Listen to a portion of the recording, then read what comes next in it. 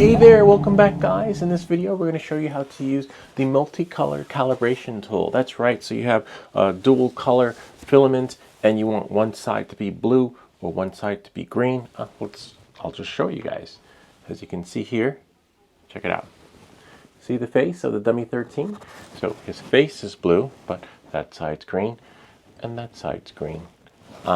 And the way to do this is to use the multicolor calibration tool. I'll leave a link to that in the description below so that you can just download it. It takes about 20 to 30 minutes to print, depending on your printer. If you got a really fast machine, it might take 7 to 3 minutes. But in this particular case, let's have a look. Come, let's get started. So as you can see, his face is blue. And I noticed that with this particular filament, it retracts, it prints smaller, even though these pieces right here were scaled from the GitHub repository. Apparently it's a tad smaller, but still good, it still works. So you remember, you always want to make sure, right, that this is at 12 o'clock and that's at 3 o'clock whenever you're looking at it, right? So that you know how to calibrate it moving forward, because if we keep that at 12 and this at 3, if you tilt it to the side at 9 o'clock, right, this is going to be blue, right? And there's also degrees. If you're not familiar, with the clock system, you could always use, have your part 107, you could use this and use these degrees instead of the clock, right? So look, 0, which I believe on the build plate, 0 is probably at the bottom. So on that note, it would be like this, right? So then we would dial in at 130, right, degrees to get the blue, right? And then you would dial in at 240. Oh, there's that sump pump again. Etc. Knowing that and moving forward, right? So you could use this tool to help you, right, to calibrate it. Remember, but it always stays true to 0. You don't move this. You just basically get an idea. This is just giving you an idea of the numbers, okay? Because remember, I think on here that's 0, and then you just move the numbers accordingly until you go all the way around, okay?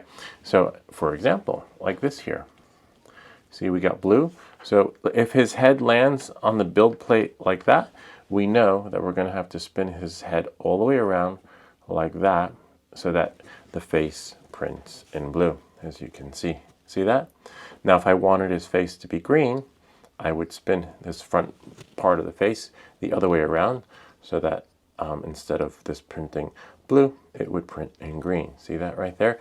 Then you just follow that from there, and you just do that from there. All right, so let's jump into Cura. So you got the gist of that. Make sure you have yours printed. And remember, this does not work with solid colors, okay? Only multicolors. And when printing something like longer, let's just put that over here. When you're printing something longer, it's going to be multicolored and change colors as you move it, as you could see, unless it printed exactly like that. But I don't have a build plate that big or long, so it's going to be a multicolor, like a hologramish experience, which is really cool. So when you have something that has 4 sides, right, like for example here, 1, 2, 3, 4, something that you can get blue on this side, green there, and green there, and then as it spins you have another experience. Or this is actually a really cool fidget, kind of neat, and it actually goes, you could do it upside down too, really cool, and it prints this way without supports. Again, as you know, if you've been following me, I'm a big fan of STL files that print and work just like that without supports.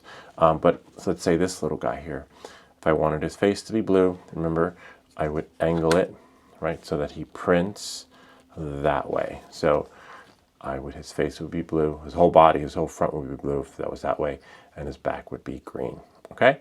And remember, it always stays, when calibrating, you look at it from here, from 12 o'clock and 3 o'clock, that always stays there. And then moving forward, you find 0 on your build plate, right? And we know 0 is here, right? So we know that if I want blue, it's got to be at least 130 degrees. Or if 0 is the other way, then, well, depending on the calibration, it would be, blue would be 230, right? I don't know if that makes any sense. And then et cetera, and these degrees would give you your colors. But remember, you do it according to where 0 is on your build plate. Okay, I'll leave a link to this in the description because this way might help other folks too. All right, so let's jump into it. Let's go into Cura and let's get started. We're going to open up Cura. We're actually going to be using the latest version of Cura, which is 5.7.0. As you can see, for me, I'm going to open up my recent files. I go right here, armor head.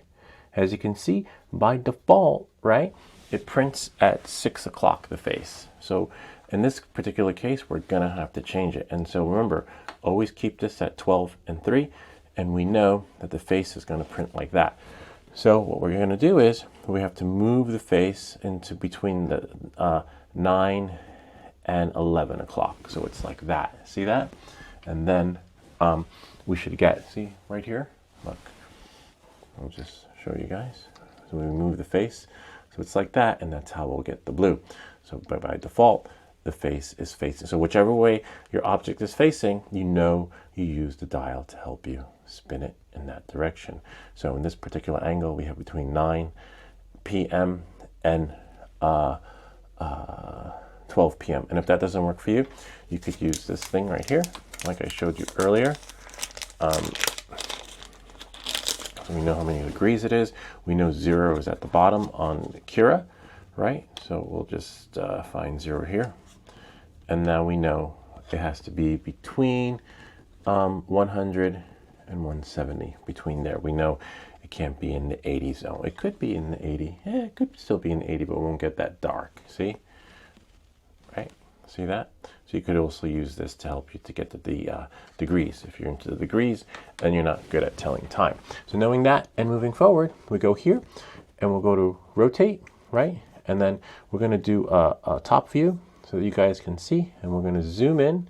Now remember, we're going to put the face in that particular direction so that it spins, and it's between 9, see, right about there, 120. Yeah, let me just double check. Yeah, it still stays blue. See, between 12, right? Its face is going to stay between 12 and 9 p.m.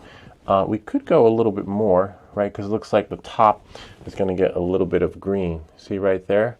But that's okay. We can leave it like that because, as you can see, that's how it came out. But if you go more in, you get more blue on that way. Okay? So knowing that, moving forward, remember this is how, there goes the sump pump again, 12 and 3. That always stays there. Okay? And 0 is always at the bottom when using Cura. As you can see, once again, in case you need to see again, see, there's 0. And so we put the face in between this angle, right, as you saw, which is between 1 something. Too bad by default, if we'll go back here, I'll reset it. It doesn't show you. Like, see, for example, you have to know while you're doing it. So let's say, look, 15 degrees, 30 degrees, 45 degrees. This is the face. We need the face to be at 1 something. Right about there, 105, and then the rest will just fill in. Because remember, we're viewing it from, or you could do 120, right? Like that. And then that's going to cover all that will be in blue because that's the way the face is facing. All right. And now what we're going to do is we're going to slice it. Okay.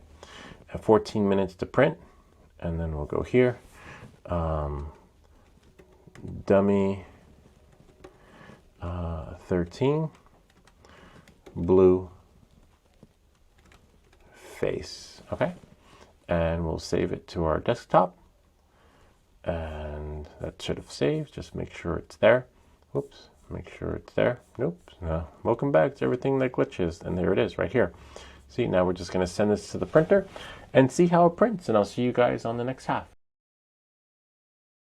And as you can see, everything went according to plan. The face actually printed blue because we put it at the angle that it was supposed to be at according to the dial. And there's the top view right about there. Could zoom out a little bit. Zoom in. Kind of neat. And this was exactly what I wanted, which was the face to be blue. Let's check it out, compare it to the dial, which is right over here. All right, so we're back. I wasn't happy with the way the head printed. Color-wise, it's perfect. It's spot on. It's dead on. But apparently with the multicolor filament, There goes the sump pump again. Again, with the multicolor filament, this is at 1/16, and it's almost true to scale on this one, right? And this one is, I believe, true to scale size-wise, but when it prints, it's just a tad smaller. So I might have to go, so look, I have 3 heads. They both printed blue on the face like I wanted them to, but only one printed true to size by scaling it up, because the filament actually prints, it, like I said, contracts. Multicolor filament. It's really interesting how this filament did that. So I printed this filament now, matches this one, pretty dead on now, but this one was 1/12 and this one is 1/16. Kind of interesting, huh? So knowing that and moving forward, when you have multicolor filament, I guess it contracts instead of extracts, opposed to the other PLA. So now luckily I printed this and scaled it. Let's see if this will fit. Yep, that'll fit in. And now what we're going to do is we're going to take some of that glue, right, the little beads that go in, and put a bead. Actually, let me get my glasses so I can see, because the last thing we want is glue on our fingers. Much better. All right, so knowing that and moving forward, you can put some glue right about there. Best thing about this glue is that it does little beads, right? And then some there, so that when we push the head in, it just slides. Now you have to make sure you slide it on correctly. Flat part, right? Facing down, and then we push that in, and voila, see that? This just went right in, nice and snug. And then you don't have to glue that part, because the head, you could always remove it, take it off, and then let's see, this should snap on. Voila. And now he's got a blue face. Kind of neat, huh? Here's your dummy, 13. And it moves accordingly. See, moves left, moves right. And you have a little movement there. And voila. And that's how you do, use the multicolor dial to tune in, right, your color. So for example, let's see, right there, see that?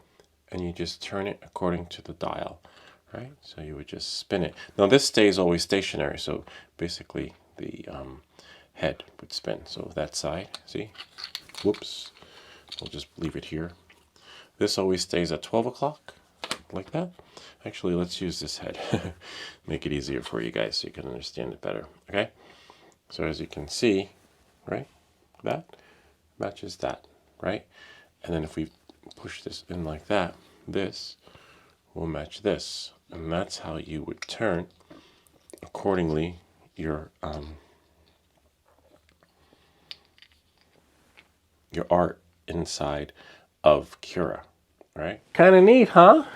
Now you know how to do the facade in one color, and the other parts will be in, whichever color your filament is. For me, it's blue, greenish, or blue, and then green here. For you, it could be pink, blue, orange, yellow, whatever. But now you know the solution. Anyway, I hope this video helped you in better understanding on how to use the multicolor calibration tool.